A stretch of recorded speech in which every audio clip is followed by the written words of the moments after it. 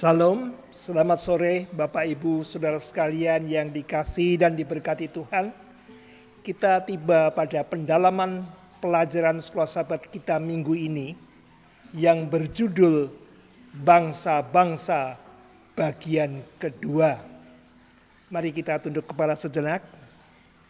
Bapa di sorga, Allah yang kami sembah di dalam nama Tuhan Yesus Kristus, segala puji dan hormat kami naikkan kepadamu Tuhan untuk segala penyertaan dan berkat-Mu sepanjang hari kerja kami.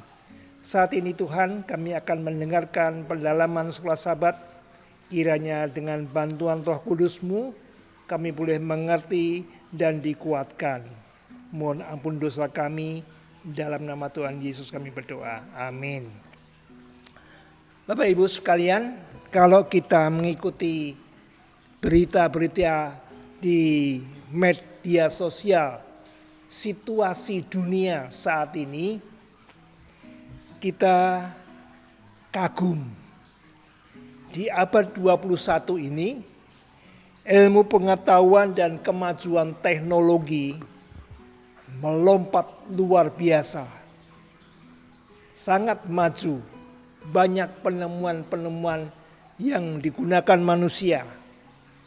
Nah, apalagi belakangan ini penemuan artificial intelligence atau kecerdasan buatan sungguh mengagumkan. Akan memudahkan segala sesuatunya. Akan mendapat hasil yang lebih akurat dan lebih efisiensi dan juga analisis yang lebih cepat. Nah, seharusnya perkembangan ilmu pengetahuan dan kemajuan teknologi di zaman ini akan mendatangkan kesejahteraan manusia, akan membuat kehidupan manusia lebih mudah, merasakan keadilan, kesuksesan, kemakmuran, dan juga kedamaian, keamanan bagi manusia. Nah, tapi kenyataannya kok tidak seperti itu, ya. Grafik kemajuan atau ilmu pengetahuan dan kemajuan teknologi, grafiknya naik ke atas, tetapi grafik moral merosot, turun ke bawah. Moral manusia merosot. Buktinya kejahatan luar biasa. Segala ilmu pengetahuan, kecerdasan buatan digunakan untuk kejahatan, bukan untuk kesejahteraan manusia. Penipuan-penipuan, kemerosotan dalam seksualitas maupun juga pembunuhan dan kejahatan-kejahatan yang lain-lain. Nah, apalagi sekarang ini dunia dihantui dengan perang dagang. Negara-negara adikuasa sehingga semua negara kena imbasnya, kena efeknya. Kalau kita memikirkan semua itu, kita merasa dunia ini gelap, masa depan gelap. Tapi tidak bagi saudara dan saya. Karena kalau kita membaca Alkitab 2500 tahun yang lalu, Allah telah menubuatkan hal-hal yang akan terjadi pada dunia, termasuk dunia kita sekarang ini, melalui Nabi Daniel. Kalau kita membaca di dalam Daniel pasal 2, di sana Nabi Daniel mengartikan mimpi Raja Nebukadnezar, sebuah patung yang kepalanya dari emas, yaitu kerajaan Babilonia. Kemudian dada dan lengannya dari perak, yaitu kerajaan Medo-Persia. Kemudian perutnya dan pinggangnya terbuat dari tembaga, yaitu kerajaan Gerika atau Yunani. Dan pahanya dari besi, besi yang keras, itulah kerajaan Roma.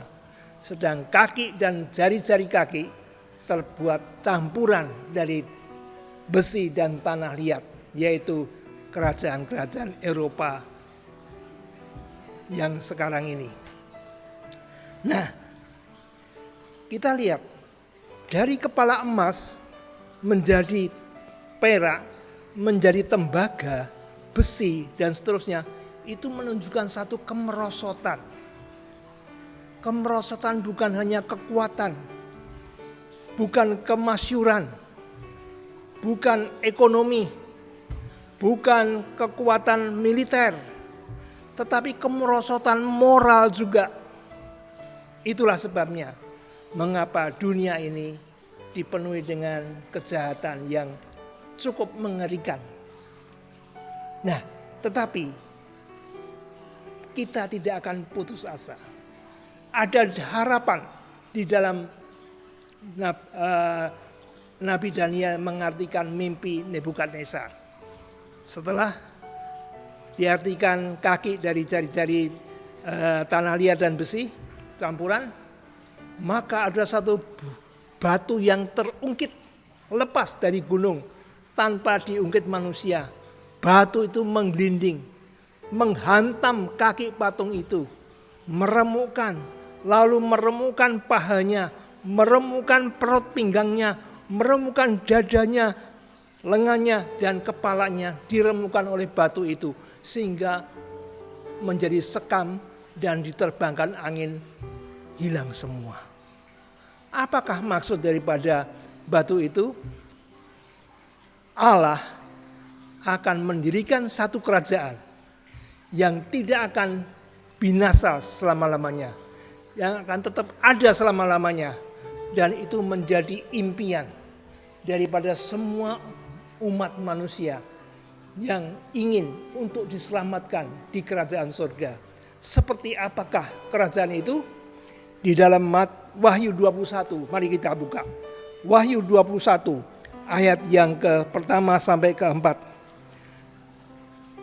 Lalu aku melihat langit yang baru dan bumi yang baru, sebab langit yang pertama dan bumi yang pertama telah berlalu dan laut pun tidak ada lagi. Dan aku melihat kota yang kudus, Yerusalem yang baru, turun dari sorga, dari Allah yang berhias bagaikan pengantin perempuan yang berdandan untuk suaminya. Lalu aku mendengar suara yang nyaring dari tahta itu berkata, lihatlah, kemah Allah ada di tengah-tengah manusia, dan ia akan diam bersama-sama dengan mereka.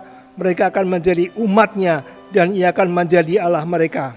Perhatikan, dan ia akan menghapus segala air mata dari mata mereka, dan maut tidak akan ada lagi, tidak akan ada lagi perkabungan atau ratap tangis atau duka cita, sebab segala sesuatu yang lama itu telah berlalu. Tidak ada kesedihan, cuma ada satu pribadi yang kelihatan bekas lukanya, luka di kepala, luka di tangan dan kaki, dan rusuknya yang dulu mengeluarkan cairan darah. Itulah juru selamat yang telah menanggung dosa-dosa umat manusia. Itulah yang menjadi pengingat betapa mahalnya umat manusia yang ditebus ini. Saudaraku, sekalipun kita hidup dalam dunia yang penuh dengan kekacauan, kekhawatiran, ketakutan, kita punya Tuhan yang berjanji akan menyertai, melindungi, memberkati kita dalam kondisi apapun. Dan kita akan tetap setia sampai Tuhan mendirikan kerajaannya itu. Dan bila mana kita didapati setia, maka kita akan masuk bersama-sama dengan Tuhan di kerajaan yang tidak binasa, yang tidak ada air mata, sakit, penyakit, dan kematian.